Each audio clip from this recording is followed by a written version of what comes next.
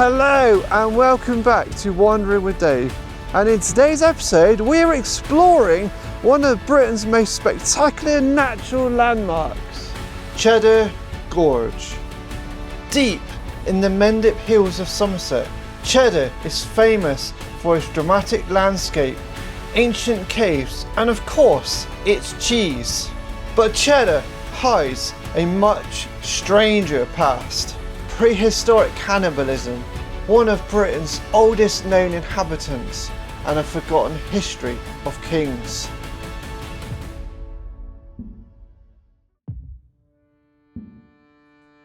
My adventure begins at the top of the gorge. I wanted to make friends with the local goats. They didn't seem quite as enthusiastic. So I moved on. Maybe not today. Cheddar Gorge is the largest gorge in England, stretching 3 miles with cliffs 400 feet. But today the small River Yeo flows beneath the Mendips. It's hardly big enough to explain this enormous gorge. The answer takes us back more than 1 million years ago when several ice ages transformed this landscape.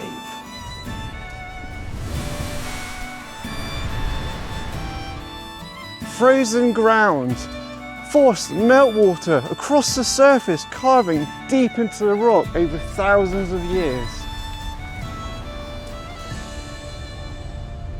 As climate warmed, the waters found its way underground, helping to create the caves beneath Cheddar. Before exploring the caves, I wandered into the village for a much needed coffee. Fueled up, I made my way underground. The caves beneath Cheddar have been attracting visitors since the Victorian times. Richard Cox Goff, whose uncle was behind Cox's cave, began excavating another cave further up the gorge. The two caves were now competing for Victorian visitors, and Goff had another trick up his sleeve. In 1899, Goff's cave was illuminated with electricity for the first time, and at the time that was something rather spectacular in itself. But the Victorians were far from the first people to enter these caves. Around 14,700 years ago, groups of hunter-gatherers were using Goff's cave. DNA recovered from their remains reveals that people belonged to a population that had spread across Europe, probably entering Britain from the direction of the modern-day Belgium and the Netherlands. These hunters moved north. Here in Cheddar, they found shelter and a landscape rich enough to hunt animals, such as horses and reindeer. Human remains discovered inside Goff's cave revealed something extraordinary. Around 14,700 years ago, people were eating other people. The evidence was unmistakable. Some of the bones had been cut and scraped to remove flesh. Others had been chewed, while larger bones were deliberately broken open to extract marrow inside. Exactly why they did this remains a mystery, but it may have been part of some kind of ritual.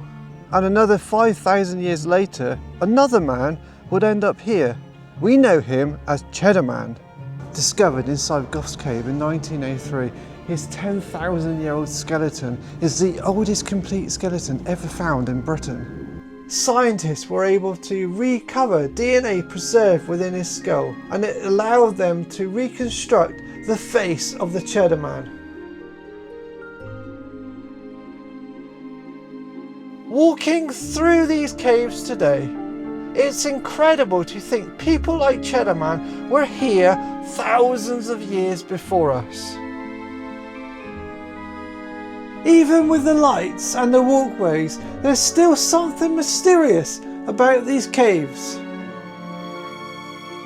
Having explored beneath the gorge, it was time to head to the top via Jacob's Ladder, where the views get better and the legs get considerably worse.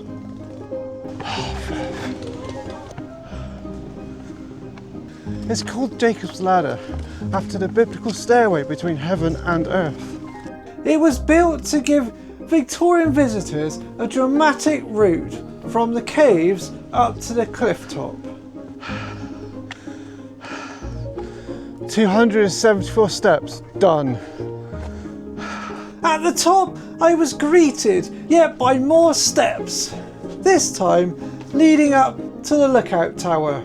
It gave a great view over the village, but honestly, you'd have to squeeze. It was such a tight squeeze, I wanted to get down. Even better views were still to come as I made my way along the gorge trail. Definitely need a 4x4 going up here, that's for sure. And still the natural beauty keeps giving. This rocky path.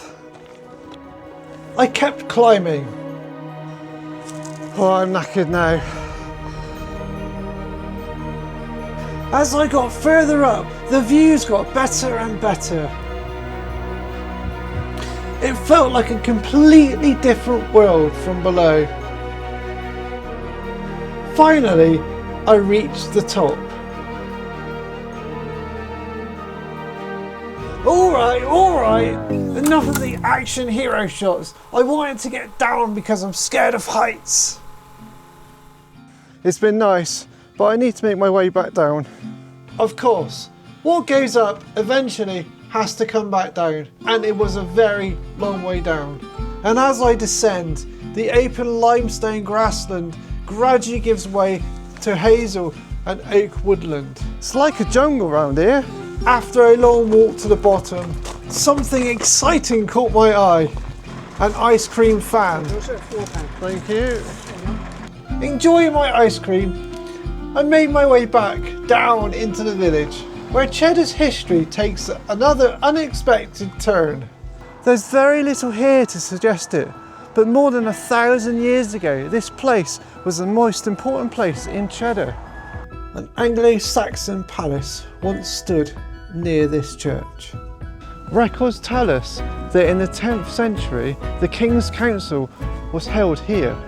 Rather than the stone castles we associate with the later kings, they were centred round enormous timber halls, large enough for the kings, his household and some of the most important powerful people in England to gather.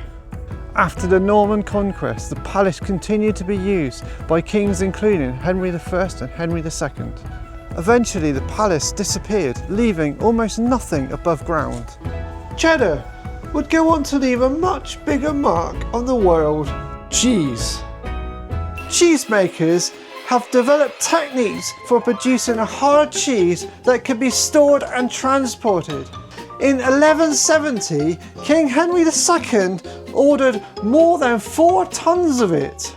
And when Captain Scott headed to the Antarctic in 1901, his expedition apparently decided almost 1.6 tons of cheddar was essential equipment. Ironically, traditional production here in Cheddar itself eventually disappeared. It was finally revived in the village in 2003, and today some of that cheese is once again matured inside Goff's cave. Got my cheese.